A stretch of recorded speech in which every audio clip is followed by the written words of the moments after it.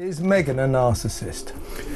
I mean, you can't, without meeting her and without subjecting her to extensive tests, I can't sit here and diagnose and say I know that she has narcissistic personality disorder. But if you look at all of the diagnostic and statistical manual traits that a clinician would look for in diagnosing narcissism. Just when we thought we were safe from another curated peek into Meghan Markle's carefully constructed Montecito fairy tale, she hits us with something so staged, so ironically overripe, it's practically satire. A single image, Meghan with her back to the camera, arm reaching up like a Disney heroine mid-forage, was supposed to scream wholesome. But zoom in and the illusion starts to crack. Listeners will remember last week Richard and another psychologist helped us, psychologist, we put Harry on the couch, on the psychiatrist's couch, to try and work out what was going on in his head. I'm not sure he's at all sure. That perfectly ripe apricot, it's not even attached to the tree. It's just there, hovering, held in place like a prop in a school play. And the caption? Weekend plans, pick, snack, repeat.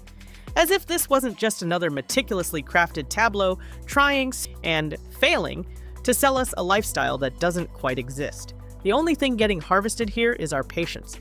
From the very beginning, Meghan's public image has been built on contrast. The actress turned duchess, turned content creator, turned brand ambassador for authenticity. But that word, authenticity, doesn't mean what it used to in Montecito. Not when every post looks like it's been airlifted from a Pinterest board and every movement is manicured like the estate grounds she walks on. The person would say, maybe I should review my behavior, my character, and the way I'm putting myself out to the world, because I'm getting a lot of negative feedback here. Narcissistic personality disorder is a shield against reality. It's a shield against negative feedback. The hat monogrammed with an M. The soft focused sunlight cascading over a white linen shirt that's rumpled just enough to read as spontaneous. The jewelry, Cartier naturally, glinting under the shade of an orchard that looks more rented than real. But that's just what they wanted you to see. Behind the effortless aesthetic is a reality far more manufactured, and this apricot gate moment, it's not a one-off. It's the tip of something much bigger. Because here's the thing, you don't just accidentally pick the only ripe apricot on an entire tree. You plan that photo. You choose the lighting, the angle, the hand pose. And if that means buying a ripe apricot from Whole Foods and pretending to pluck it from your personal Eden, so be it. But when the entire tree is still flush with green fruit and yours is magically golden, stem up like it floated into your palm from heaven? That's not farm to table. That's Photoshop to fantasy. And that, more than anything, is the real story.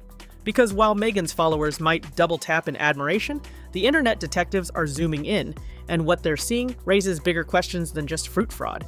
You probably think this is where the story ends. You're wrong. Isn't it?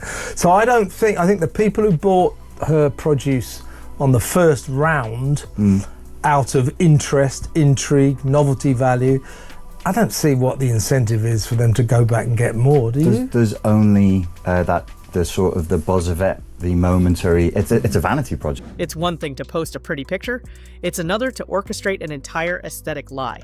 Meghan's photo wasn't just a fib about fruit, it was a masterclass in performance disguised as simplicity. The messed up bun that looked just windblown enough to seem accidental, the sleeves slightly rolled like she'd been out here working, the kind of linen that wrinkles only after you steam it just enough for the creases to look charming, not chaotic, and let's not ignore the accessories, because no gardening outfit is complete without a diamond tennis bracelet and one of Diana's heirlooms, casually glinting like a royal watermark. She wasn't harvesting anything except attention. And in the world of Meghan Markle, attention is the ultimate currency. This wasn't just a tone-deaf moment of Instagram fantasy, it was a continuation of a pattern, a consistent, highly produced narrative of being relatable while dripping in privilege. The "I'm just like you" captions paired with "but make it Vogue" visuals. Meghan wants us to believe she's making jam from scratch, when really she's staging a cooking segment with a lighting team and an off-camera stylist spritzing her hair between shots. You think that's dramatic? Hold on. The irony of pretending to discover the one ripe fruit on an entire tree while surrounded by more green than a Malibu juice cleanse is so on the nose it's almost parody. But that's the genius of her content strategy. She's not just marketing a lifestyle, she's selling a fairy tale, one that requires constant suspension of disbelief until you zoom in. And when you do zoom in, you start to see the strings. The apricot stem isn't attached to the branch, it's pointed up like it's levitating. The hand pose isn't relaxed, it's posed. The light, suspiciously perfect. And that tree, not a blemish in sight, even the leaves look staged. It's less of a garden and more of a set. And the deeper you dig, the more it becomes clear. This wasn't a slice of life. It was a slice of branding. Work-life balance. She wants praise for taking her children to school. It's incredible. I think that she forgot. She's forgotten. That she forgot that she's never told us. And there would have been the opportunity to flex. There would have been the opportunity to show off and brag that she has a nanny or she has a personal cook. And these two things will conflict in the moment. Meghan has long understood that her image is her product. Every detail is calculated, from the lowercase captions that suggest casualness to the curated imperfections designed to spark envy without arrogance. But the internet doesn't miss much, and when your authenticity starts to look scripted, people start asking questions, not about your fruit, but about your entire narrative. Here's where it gets really messy. Because what started as a quirky Instagram post is now spiraling into a credibility crisis. The internet didn't just zoom in on that apricot, they zoomed in on the entire performance, and what they found wasn't just fruit fakery, it was a pattern of manipulation wrapped in designer linen. Within hours of posting, Meghan's image was dissected across TikTok, Reddit, and Instagram commentary accounts. The main takeaway? This wasn't the first time she staged authenticity, and it won't be the last. One user even created a side-by-side comparison.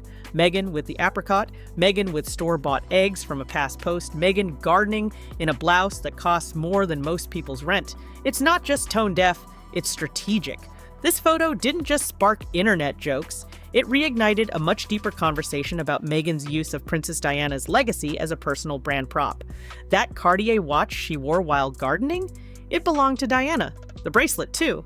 And while it's perfectly normal to inherit family heirlooms, what rubbed people the wrong way was the way those heirlooms were dangled, front and center in a lifestyle moment meant to seem modest. It's hard to cry normal mom vibes when your accessories cost more than a private school education. Critics began pointing out that the post wasn't just about fruit, it was about flex. It was about leveraging royal nostalgia to sell relatability. And once you see that pattern, you can't unsee it. While Meghan's defenders rushed to praise the simplicity and natural glow of the photo, industry insiders saw something else: image management. A pre-planned media beat perfectly timed between her brand announcements and PR pivots. A soft re-entry into public discourse designed to nudge headlines without triggering backlash. At least, that was the goal. According to a former PR consultant with ties to Netflix, the photo was pitched internally as part of a broader brand recalibration, a way to remind people who Meghan is after the flop of With Love, Meghan. The problem? People are starting to remember who she really is. And it's not the barefoot farm girl plucking miracles from trees. It's a former actress who never left the set. Here's where the plot really unravels. Because just as the dust was starting to settle, someone did the unthinkable. They tracked the apricot. Yes, really. In an act of internet sleuthing that deserves a journalism award, a user on TikTok cross-referenced the background trees and lighting angles with satellite images of Montecito estates and local farming maps. Their conclusion? The tree behind Meghan wasn't even hers. The setting appears to be from a known rented estate frequently used for editorial shoots, which means the apricot wasn't just placed, it was imported. The rustic fantasy? Fabricated from location to lighting. Meghan Markle, photographed reaching for a single perfectly ripe piece of Whole Foods produce on land that wasn't hers, in clothes she likely didn't even sweat in. If you're wondering how deep the illusion goes, we haven't even hit bottom yet. But wait, that's not even the craziest part. Because buried under all the fruit fakery is something more revealing. Meghan is testing a new persona. Not duchess, not actress, not philanthropist, but Earth Mother brand queen. This isn't a coincidence, it's calculated rebranding. According to a leaked internal pitch deck tied to her lifestyle brand, one not meant for public release, Meghan's upcoming ventures aim to center authenticity through simplicity and amplify a grounded, everyday luxury aesthetic. Translation? She wants to be the next Gwyneth, but with royal dust sprinkled on top, so every staged orchard shot, every breezy linen pose, every cherry-picked piece of visual storytelling, it's part of a launch strategy, one designed to repackage Montecito privilege as mindfulness. And it's being tested in real time on the scroll-happy masses. Insiders now say her team is watching every comment, every meme, every post that either claps back or claps along, because this isn't about fruit, it's about feedback. This image was the beta test for a broader lifestyle empire rollout, but the audience isn't buying it. In fact, the backlash has outpaced the praise by miles. A PR veteran summed it up best. She's not in control of the narrative anymore, she's reacting to it. And that's dangerous when your brand is built on illusion. What started as a whimsical orchard moment has now peeled back the entire curtain. Meghan is no longer just being watched, she's being analyzed. Every post now sparks a debate, not about who she is, but about who she wants to be. And the difference between those two versions? That's the real drama. The fallout from Apricot Gate hasn't just bruised Meghan's image, it's revealed a deeper problem no stylist or soft-focus lens can fix: trust. Because once audiences start questioning the fruit, they start questioning everything else. The jam, the yoga poses, the supposedly spontaneous garden walks, the moments that just happen to feature priceless jewelry and perfectly placed designer fabrics. In a digital world where relatability is currency, Meghan's photo didn't earn her authenticity, it exposed its absence. The whispers are growing louder, not just from critics, but from former supporters. People who once championed her as a breath of fresh air in a stale institution are now asking, when did the story stop being about truth and start being about optics? And the industry is watching closely. Executives at streaming platforms, publishing houses, and product partnerships are reportedly reassessing her brand viability. One insider from a major PR agency put it bluntly, she's losing the benefit of the doubt. That's not just about this one photo, it's about a pattern where every gesture feels calculated, every emotion branded, and every setback flipped into a narrative twist. But audiences are savvier now. They know when a moment is real versus when it's storyboarded like a commercial. And when you market yourself as vulnerable but behave like a CEO of your own myth, people notice fast. Meghan isn't just battling public opinion anymore, she's battling perception fatigue. Still, this story is far from over. If anything, it's entering its most critical chapter, because Meghan has two options now: double down on the curated perfection, or confront the criticism head-on and shift the narrative with genuine transparency. But will that happen? Or will next week bring another soft-lit, monogrammed moment from the orchards of Montecito, this time with an accidental smudge of dirt and a strategically undone button? One thing's for sure, the cameras will be watching, and the audience? They're no longer just viewers, they're investigators. So the real question is no longer, will Meghan make a comeback? It's, will she ever let the real story be told? And if she doesn't, someone else will.